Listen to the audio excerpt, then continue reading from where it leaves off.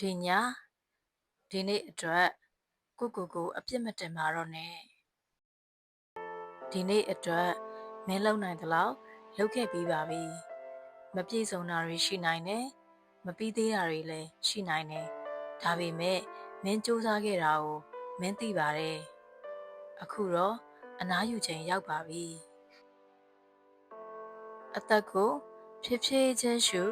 ဖြည်းဖြည်းချင်းထုတ်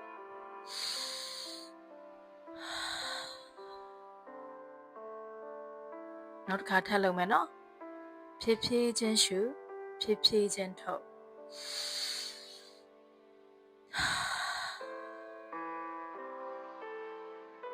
ကိုယ့်ရဲ့ရှင်ဘက်လေးနှိမ်သွားလိုက်မြင့်သွားလိုက်လေးကိုအေးအေးဆေးဆေးခံစားကြည့်ပါ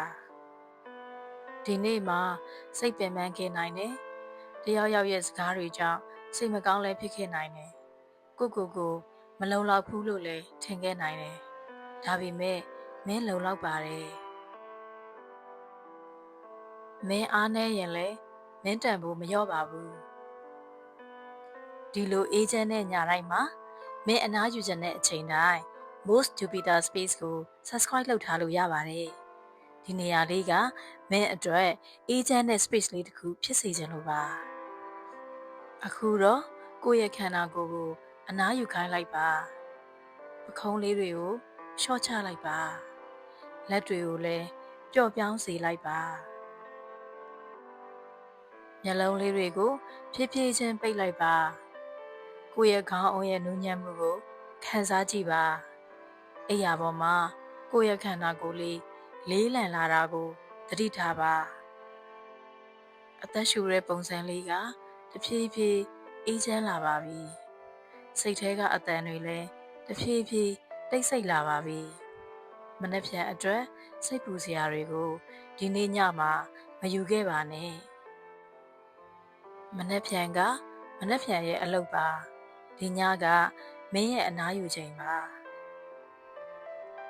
ကိုတိတ်တိတ်လေးပြောကြည့်ပါငါလုံနိုင်သလောက်လုပ်ခဲ့ပြီးပြီငါလုံလောက်တယ်ဒီညငါမှာအနားယူခွင့်ရှိတယ်ဒီညလည်းမင်းလုံခြုံပါတယ်မင်းတယောက်တည်းမဟုတ်ပါဘူးဒီကဘာကြီးထဲမှာအခုလိုပဲအိပ်ဖို့ကြိုးစားနေတဲ့လူများစွာရှိနေပါတယ်မင်းလည်းအဲ့ဒီတဲကလူတစ်ယောက်ပါအခုထပ်ပြီးတော့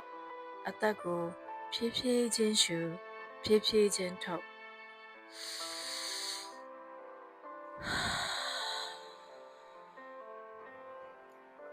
မင်းရဲ့စိတ်လေးကိုအေးချမ်းစွာ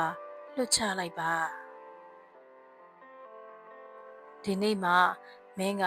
အကောင်းဆုံးကြိုးစားခဲ့ပါတယ်မင်းတကယ်ကိုလုံလောက်ပါတယ်ဒီညမှာအေးချမ်းစွာအိပ်ဆက်အနားယူပါ